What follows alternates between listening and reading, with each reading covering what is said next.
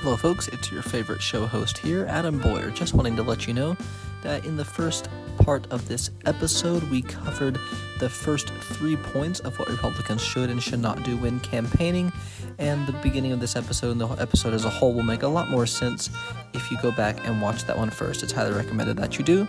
Watch part 1 before you move on to part 2. Thanks, and enjoy the episode. Republicans shouldn't only spend money in swing or liberal areas. And this is the classic scenario of a Republican spending money, a Republican running for governor, only spending money in Nova or Northern Virginia, called Nova around here. What do you think? I think we saw, so we'll use the 2021 gubernatorial primaries, Republican primaries, as another shining example for this, if you will. I hesitate to make it sound like a good thing. But so I would add not only not spending money in swing or liberal or moderate areas, but using swing or liberal or moderate tactics, which we have mentioned before. One of those being obviously we'll use without naming him so we don't risk offending anyone who may have supported him. One of the Republican candidates who was seeking the Republican nomination for governor in 2021 began his campaign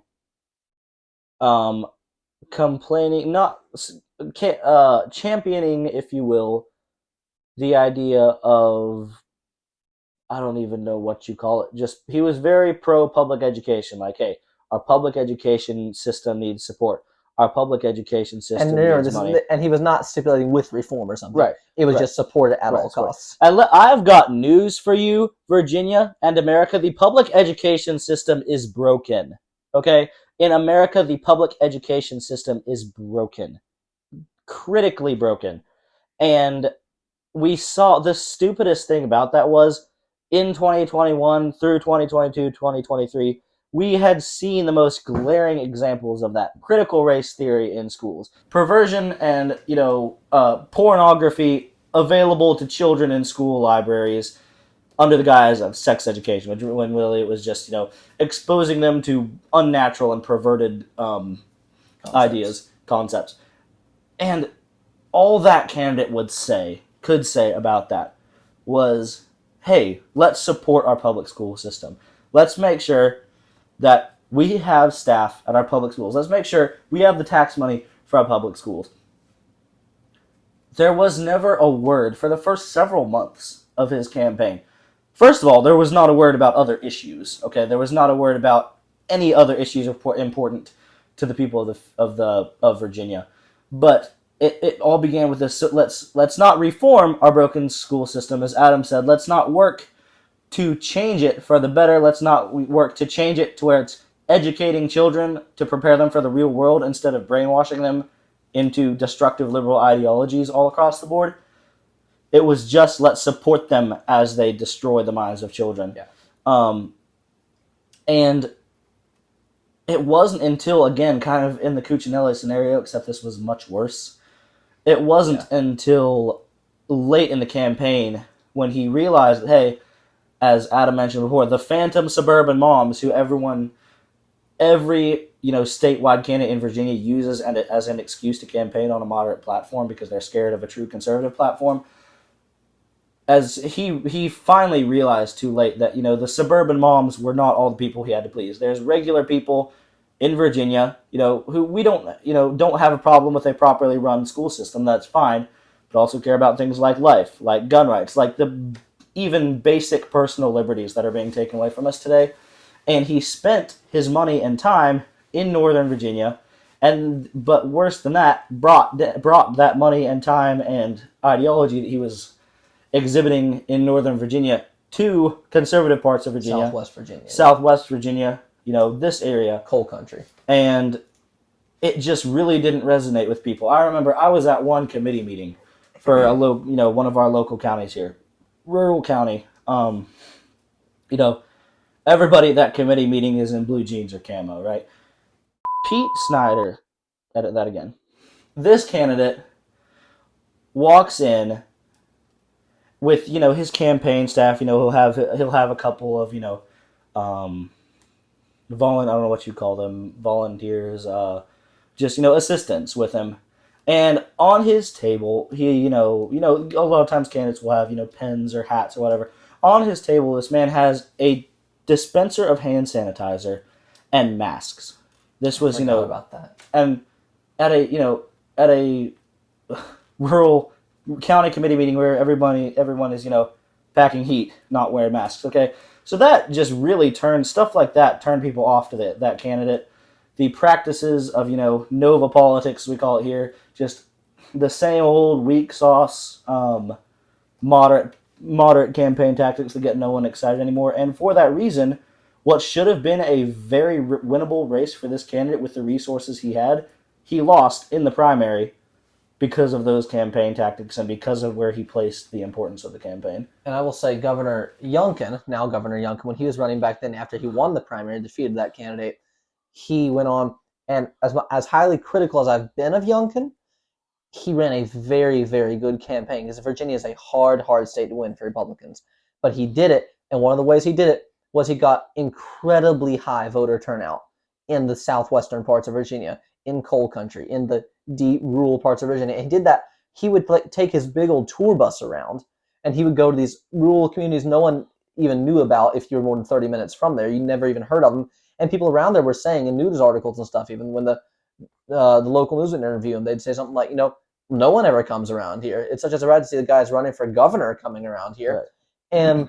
And he got something. It was like, I remember in a couple of the counties, he got 94% of the registered Republicans vote.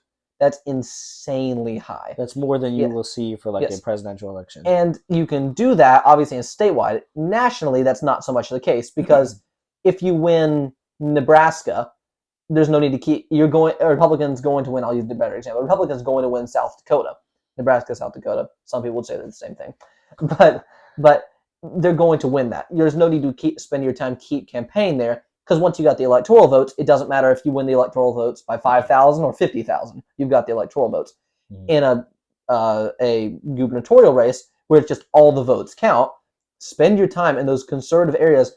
Don't try to convince the people up in Nova that are never going to vote for you to vote for you. Yes, you have to spend some time everywhere, but go in Virginia, the southwestern rural parts where you're going to get votes if you can just inspire them to come out and vote for you.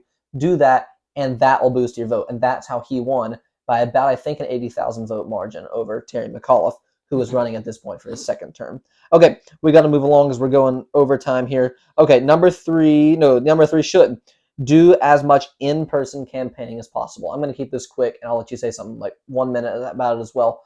Basically, Republicans, historically, and this is more of a local thing, but if more important than money is spending your time campaigning, especially when it comes into local races. Once you start to get to state senate, it gets to be a little bit harder. But when you have House of Delegates or anything smaller, stay away. If you have the money, great. Slick mail, radio, even TV if you can afford it, which most local candidates can't. But if you can, great. But more importantly than that, connect face-to-face in person with your voters. And I don't mean speeches. I mean going door to door, having conversations, showing up at committee meetings where there might be 50 people and talking to them and convincing all of them to vote for you. I will add to that. I think, for me, as someone more involved than your average person in local grassroots politics, but to some extent, I'm still, I understand where you're coming from with that. And I'll tell you this, voters enjoy seeing a face. So, you get a piece of mail for a candidate, let's say, we'll use our Senator Mark Peake, who has been very good about visiting localities, going door to door. If you get a piece of mail for Senator Mark Peake, you go to your local committee meeting the next evening, and you see a young 20-something assistant of Senator Peake there to speak to you. That doesn't really excite anyone. I know because I have been the young 20-something that's in there to rub elbows and make a good impression for this candidate. When the candidate walks in, when the face that's on your mailer, when the face that's on your TV, if it's a big-time candidate, walks into the room, you're like, oh, wow, this guy, wants to see me. This guy wants to talk to me. My support as a normal person is important to him. So, aspiring candidates from, even for a small office, go to the locality you want to represent, knock on doors, go to committee meetings, go to any sort of political events they have, meet the voters. It makes that, it really gives a sense of, hey, I want to work for you. Your support is important to me. So always, always, always engage in your locality. And I will say it takes work too. Republican committee meetings are rough to get through. You're often sitting there for 2 hours and not doing much, not voting on much, and if you're voting on anything, it's to approve the minutes. But but in all seriousness, though, when you take the time to do that, and you might have, especially in some of the rural areas, you might have 25 people at a good committee meeting. Campbell, we're thankful, is very involved, and we have more than that. But you might have that. But if you're there, you're probably going to convince all 25 people to vote for you, and this is especially important if you're in a primary, because yes, those people are probably going to vote for you anyway if you're in a general, but especially in a primary, but as a whole as well. Okay, number 3, we're almost done here. Number 3, Republicans, when campaigning in elections, should not shy away from the transgender issues, especially when it comes to books and parental involvement in schools. And before I'll just say something real quick, then I'll let you go, give it 3 or 4 minutes. Glenn Youngkin, this is what got him elected. And almost maybe not even as much as him campaigning on it, which he was very smart to, but Terry McAuliffe's line, his now infamous line, I don't think parents should be telling schools what they should teach. Youngkin campaign was very, very smart to snatch on that. They used that until Election Day. They were running that commercial, and that was very smart. McAuliffe was on his heels, backtracking. He couldn't backtrack fast enough, and he ended up losing. That's what won Youngkin. Because remember, this was the year when all the Loudoun County stuff was coming out and going on, thanks to the Daily Wire breaking that story. Yep. And so that was a huge issue. So here's the thing, and now Democrats like to spin this in a very provocative sort of way, and even a lot of establishment Republicans too as well, who kind of would rather sweep the issue under the rug. A lot with the Democrats, you'll hear them, you'll hear the lines, keep the government out of my private life, keep the government out of my personal decisions. Republican government, I have news for you. Republican elected officials, the Republican populace, of which I am a member, we don't want inside your bedrooms, okay? We don't. But here's the problem. It's not, it's just the way it's forced, the way it's, but you see it shoved down our throats, like, all the time. You see, you can't walk into your local Food Lion, your local Walmart. You can't buy a case of Dr. Pepper or a bag of Oreos without saying something for like, hey, Gay Pride Month, Gay History Month. That's what bothers people. That's because, 2% of the population identifies as LGBTQ, by the way. They want you to think it's, the majority or a large minority. It's not. But the issue is much less like, hey, this small faction of people is living in, an unnatural and perverted way from a Christian standpoint, or just, a bizarre way from a not religious standpoint. That's not so much the problem. The problem is that it's propagated and it's shoved down our throats at every turn, and that gets even worse when it comes to, like you said, the Loudoun County fiasco, where thankfully parents began coming to these school board meetings and reading the books, these gay pride, LGBTQ, trans pride books that were being read to the kids. Very graphic. Extreme, like, horrendously, horrifyingly disgusting stuff. That's what that's what Republicans are upset about. That's what most normal people, let me rephrase, are upset about. These parents who came to these meetings, they were not like unlike the leftists would do. They were not planted there. They were not they were not paid to be there. This was a grassroots movement by parents who stumbled across what their kids were sent home with in their backpacks, and were horrified by and disgusted by, and rightfully so. It was a grassroots movement of parents who came together, and they were like, this is unacceptable. And the majority of the population feels that way, and we've seen it. Now, I think one of the biggest, one of the biggest benefits of this that we've seen rise from this heap of disgustingness, is that parents have now have an eagle eye on a lot of areas on what their school is teaching. If there's one questionable book in the school library, parents descend on it like that, and it's out. And I think that's one of the biggest things is that it's not about your personal life choices. It's about we don't want it forced on us. No one wants it forced down their throats, and definitely not forced down their children's throats. And keep in mind too, this was in Loudoun County too, which is not a Republican area. I mean, I cannot stress you, like, Republican. Imagine, basically, I'm not going to say California quite. Imagine New York, but much smaller, Loudoun County. And Loudoun County, I say much smaller, is one of the biggest counties in the state by population by far. But that's what it is. And if you don't know the story of all went on, I would just search Loudoun County with a stipulation. Search Loudoun County Daily Wire. If you don't do that, you're going to get a ton of results from ABC, NBC, CNN, right, which are giving you a bunch of leftist propaganda. Search Loudoun County Daily Wire. You'll be able to find out the story. Okay, we got to wrap this up. Last one for should. Number 4, Republicans should outline actual plans instead of generic feel-good statements. And going ahead of that, I'll go ahead and say shouldn't.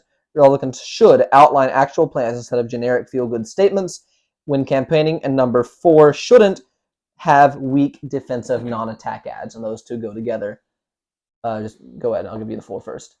So I think with actual plans, here's something that I have been very proud of our local House of Delegates candidates for. We have 2 main conservative House of Delegates candidates in Eric Zaire, who's been on the show before, and Tim Griffin, who is in the Bedford County area. They have said stuff like, "Hey, here are bills we want to pass. Or here are bills we want to introduce. Our first session, our first day in office. Bills like constitutional carry, bills like heartbeat bills, tax cuts, stuff like that. Not just You see, not just the classic Republican TV ad that you will see for for those of y'all who have been in it a long time, like an Ed Gillespie type. My opponent, he wants to raise taxes. He wants to tax the middle class. Dun dun dun dun. I want to lower taxes for the middle class, and no one's inspired by it. Right? They say stuff like, "Hey, I like jobs. I want you to be employed." Well, that's good. Obviously, economic growth and economic freedom is great. But they say it's easy to say generic stuff like that. "Hey, I support law enforcement," especially because no Democrat is actually campaigning. We're going to keep the working class unemployed. No right. Democrats campaigning. No Democrat is going to be honest enough with you to say, "Hey, we want the working class to shrink." But instead of that, Republicans, let's have specific things from, your local office, from your board of supervisors, your school board, to your bigger offices, your House of Delegates, your state Senate. Here's what I want to do. Here's a bill for what I'm going to do. It's fine to talk about the issues. It's fine to say, "Hey, I am pro economic growth and freedom. I am pro law enforcement. I'm pro Second Amendment rights. I'm pro basic individual freedoms." That's great. But have a plan. Have what you want to do. You don't have to have your full term figured out, but have some stuff you want to start with. Have some bills you want to talk about.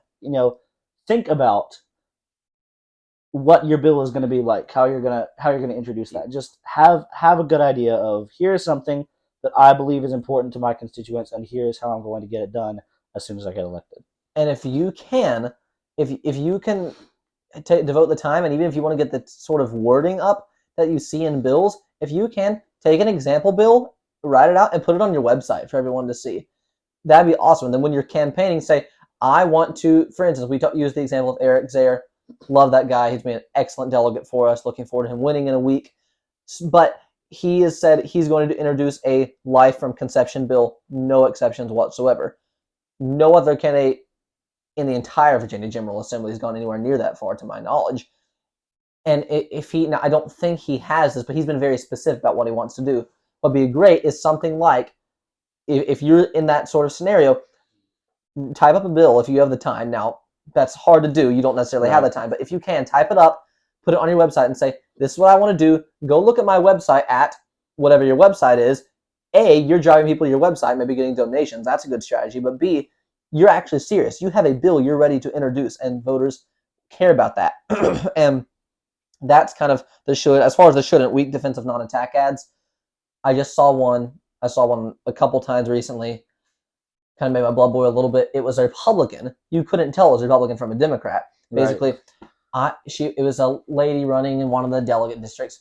It started off with the classic, the classic dark, low voice. My opponent, she wants abortion with no exceptions up until the moment of birth. And then, you have your happy music. And whoever the candidate was, I don't even remember, but Republicans in Virginia, that's what she said, it spoke for everyone. Virginia Republicans support a reasonable 15-week ban with exceptions for rape, incest, and life of the mother.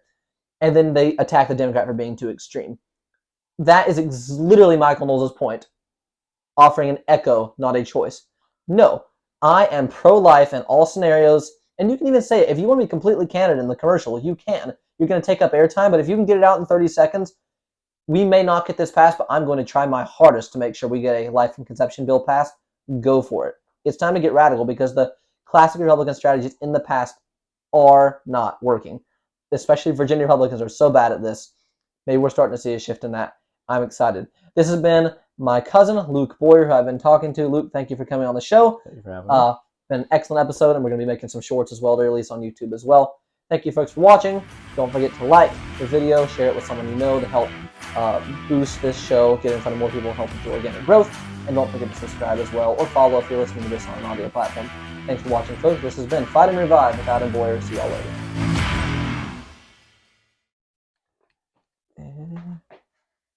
It didn't run out of space. Yes. Now I found out the mic stopped working halfway through.